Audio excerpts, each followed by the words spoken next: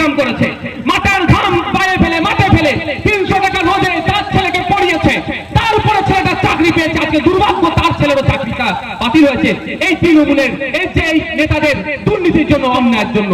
তাই এই যার মেধা ছিল, যার চাকরি ছুটি গিয়েছে, যার চাকরি বাতিল হয়েছে, তার হয়ে আমি কথা বলবো না? এই জন্য যদি আমাকে কালো পতাকা, সবুজ পতাকা, রঙিন পতাকা, যা পতাকাই দেখাকে না কেন, 100 বার দেখাক নওশাদ সিদ্দিকী, যারা ন্যায় ভাবে বৈধ পন্থা অবলম্বন করে চাকরি পেয়েছে, তাদের হয়ে গলা ফাটাবো। এই গলা ফাটানোর জন্যই তো আমাকে জেলে দিয়েছি। তো 100 বার যদি আমাকে জেলে দেয়, আমি ন্যায় কথা বলে যাব, জেলকে আমি তুচ্ছ মনে করবো, ন্যায়টা বলাটা আমার কাছে প্রাধান্য, আমি সেটা বলে দেবো। এই যে আমিও বলছি, শুভেন্দু অধিকারীও বিরোধিতা করছে। আচ্ছা, আমার বিরোধীদের মধ্যে একটা শব্দ বলতে পারবে যে শব্দটা কারো সম্মানে আঘাত লেগেছে, যার এই শব্দটা কোনো ধর্মের মানুষকে আঘাত লেগেছে? আমার একটা শব্দ ওরা খুঁজে বার করতে পারবে না যার দ্বারাই কেউ অপমানিত বোধ করেছে। আমি রাজনৈতিকভাবে বিরোধিতা করার পরও আমার উপরে এত চাপ কেন? আচ্ছা, স্পেশাল অবজারভার থানা খুলে দিয়েছে, এটা বিজেপির এমএলএ তো ভাই, তৃণমূলটা এখানে হারানোর জন্য স্পেশাল অবজারভার দেওয়া দরকার ছিল। দিয়েছে, পুরস্কারে দিয়েছে, দেয়নি। দিয়েছে কোথায়? ভাঙড়ে। কেন? কেন?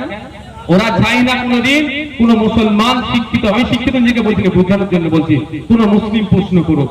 ওরা চায়নি কোনদিন কোন দলিত প্রশ্ন করুক, ওরা কোনদিন চায় না কোন আদিবাসী প্রশ্ন করুক, এরা কোনদিন চায় না। আপনারা জানেন ডক্টর অনিকেত মাহাতো নাম শুনেছেন তো?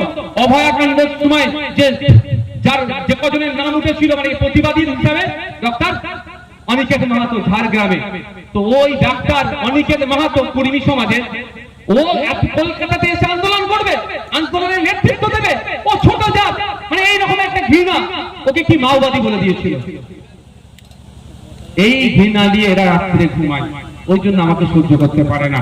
আর আমার লড়াই শুধু মুসলমানের জন্য লড়াই নয়, এটা মাথায় রাখবেন। আমার লড়াই দলিত, আদিবাসী, পিছড়ে বর্গের মানুষের জন্য লড়াই। যার উপরে অত্যাচার হচ্ছে, অত্যাচারীর পাশে থেকে যারা অত্যাচার করছে তাদের বিরুদ্ধে আমার লড়াই। এই লড়াই করতে গেলে এবারে থাকতে হবে, এইরকম ব্যাপার নয়। এই লড়াই করতে গেলে এমপি হতে হবে, এইরকম ব্যাপার নয়। এই লড়াই করতে গেলে শিক্ষা সোজা রাখতে হবে, এটাই মনে করি আমি। আমাকে এমপি, এমএলএ, মিনিস্টার হয়ে তারপরে লড়াই করব, ওই ধরনের কোনো জায়গা নাই। বন্ধুগণ, শেষে একটা শেষ পয়েন্ট যেটা